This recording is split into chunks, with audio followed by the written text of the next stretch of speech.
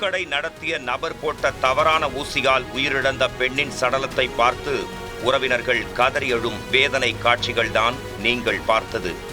சடலமாக கிடப்பவர் திண்டுக்கல் மாவட்டம் கொடைக்கானலில் மேல்மலை கிராமமான கவுஞ்சி கிராமத்தைச் சேர்ந்த தர்ஷினி. இவரது கணவர் சர்வேந்தன். தம்பதி இருவரும் விவசாய பணி செய்து மகிழ்ச்சியுடன் வாழ்ந்து வந்தனர். இவர்களுக்கு ஏற்கனவே ஒரு குழந்தை இருந்த நிலையில் கடந்த 25 நாட்களுக்கு முன்பு கொடைக்கானல் அரசு மருத்துவமனையில் தர்ஷினி மீண்டும் ஒரு குழந்தையை பிரசவித்தார்.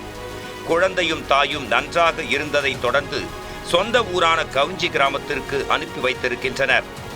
அப்போது தர்ஷினிக்கு ஆன்டிபயாட்டிக் ஊசி அலர்ஜி இருப்பதாக கூறிய மருத்துவர்கள் அது குறித்தும் எச்சரித்தும் அவர்களை அனுப்பியிருக்கின்றனர்.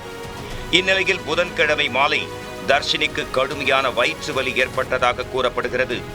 இதைத் தொடர்ந்து அந்த பகுதியில் மருந்து கடை நடத்தி வந்த பிரின்ஸ் என்பவரை தர்ஷினியின் உறவினர்கள் அணுகியிருக்கின்றனர்.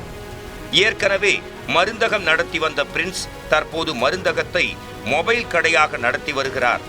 அதே நேரம் அவரது வீட்டிலேயே மருந்து மாத்திரைகளை வைத்து அந்த பகுதியில் இருக்கும் மக்களுக்கு காய்ச்சல், தலைவலி, உடம்பு வலி போன்றவற்றுக்கு தாமாக சென்று அதற்கு சிறிய தொகையை பெற்றுக்கொண்டு மருத்துவமும் பார்த்து வந்ததாக சொல்லப்படுகிறது.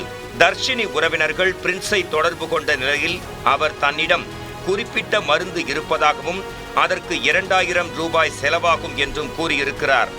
தர்ஷினி குடும்பத்தினரும் சம்மதம் தெரிவிக்க அரசு மருத்துவமனையில் ஆன்டிபயாட்டிக் ஊசி பயன்படுத்தக்கூடாது என்று அறிவுறுத்திய நிலையில் அதே மருந்தை பிரின்ஸ் ஊசி மூலம் அந்த பெண்ணிற்கு செலுத்தியுள்ளார்.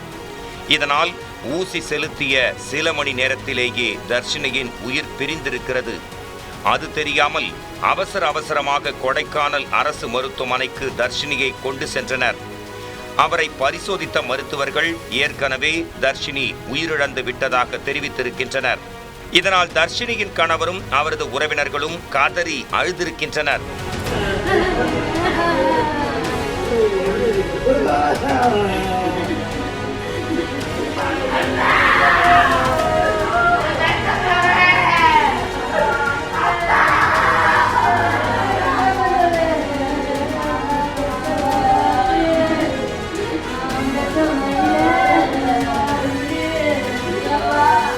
தர்ஷினியின் உயிரிழப்பு குறித்த தகவலின் அடிப்படையில் கொடைக்கானல் போலீசார் சடலத்தை கைப்பற்றி பிரேத பரிசோதனைக்காக அனுப்பி வைத்தனர்.